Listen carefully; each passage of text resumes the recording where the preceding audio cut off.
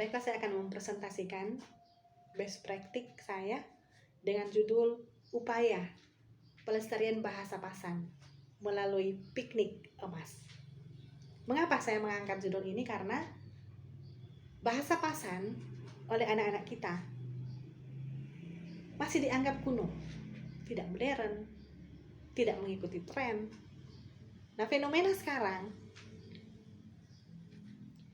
anak-anak kita yang merupakan pelaku untuk mempertahankan bahasa Pasan sudah sangat jarang, bahkan nyaris tidak sama sekali menggunakan bahasa daerah. Nah, anak-anak zaman now mereka berpikir bahwa bahasa Indonesia atau bahasa asing memiliki kedudukan yang berprestise atau bergengsi dibandingkan dengan bahasa Pasan atau bahasa daerah. Nah, sehingga saya berpikir harus ada upaya untuk pemecahan masalah ini. Dan saya pun mengangkat satu kegiatan dengan nama Piknik Emas. Adapun rumusan masalah dalam best practice ini adalah bagaimana upaya sekolah untuk melestarikan bahasa Pasan. Dengan tujuan penulisan best practice ini adalah untuk mengetahui apa upaya sekolah untuk melestarikan bahasa Pasan.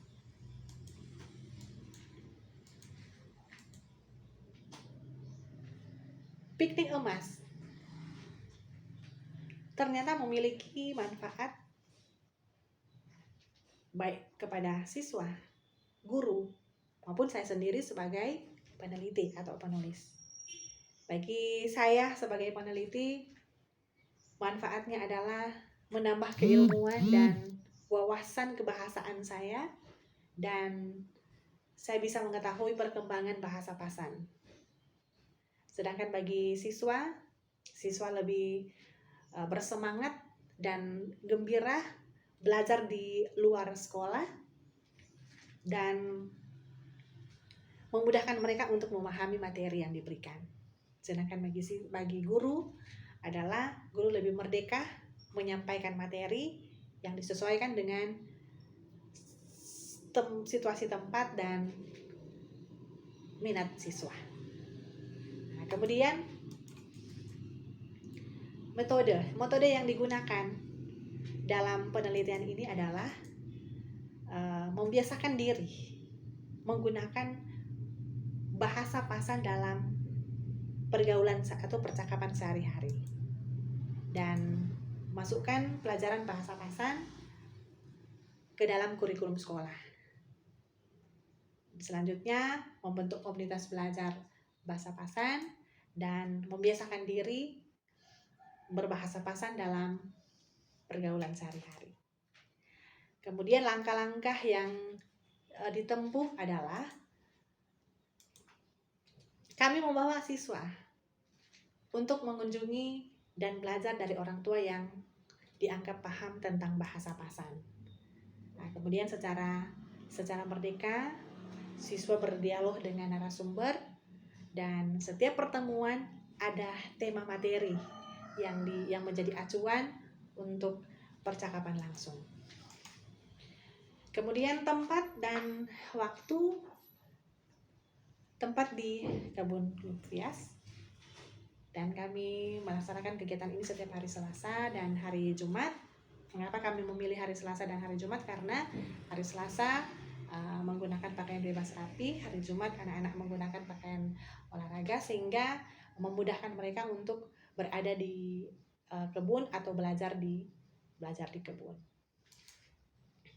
Nah, teknik atau instrumen yang digunakan adalah angket, observasi, dan wawancara. Angket di mana disajikan pertanyaan-pertanyaan terkait bahasa Pasan yang digunakan di rumah dan di lingkungan masyarakat. Sedangkan observasi, teknik ini digunakan untuk mencari gambaran bagaimana pemahaman siswa ketika mereka belajar di sekolah dan ketika mereka belajar di kebun. Dan untuk wawancara, nah, teknik wawancara ini adalah salah satu cara secara sistematis untuk mendapatkan informasi-informasi lewat pertanyaan-pertanyaan lisan terkait dengan bahasa pasan. Kemudian hasil yang diperoleh, dan tentu ada hasil yang diperoleh telah banyak kosakata yang dikuasai oleh siswa terkait dengan tema materi setiap pertemuan. Kemudian menjadi stimulus bagi siswa untuk mengetahui lebih banyak lagi tentang bahasa pasan. Dan kesimpulannya adalah piknik emas terbukti merupakan salah satu upaya untuk melestarikan bahasa pasan. Dan siswa kelas 4 yang awalnya hanya 15% yang tahu bahasa pasan, kini telah menjadi 76%. Dan hal ini terjadi karena adanya kegiatan piknik emas. Nah, yang boleh saya refleksikan di sini adalah tempat belajar dan suasana yang berbeda, yakni di kebun, membuat anak-anak lebih bersemangat dan gembira untuk belajar, sekaligus menjadi faktor pendukung bagi siswa untuk dapat berkolaborasi dan lebih kreatif, lebih berani untuk berdialog, untuk memenuhi keingintahuan mereka tentang bahasa pasan.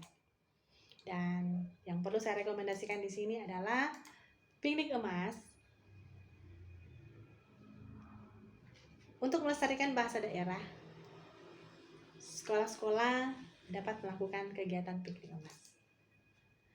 Dan perlu adanya kerjasama antara sekolah dengan orang tua siswa, sehingga orang tua siswa dapat berpartisipasi aktif untuk mendorong putra-putrinya lebih tertarik dan lebih berminat terhadap bahasa daerah atau bahasa pasan.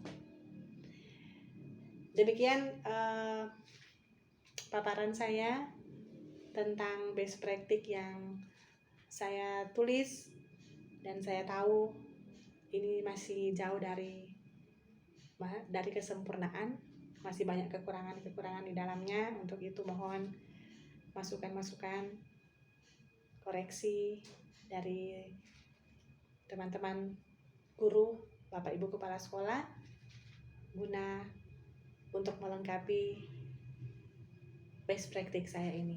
Demikian, terima kasih.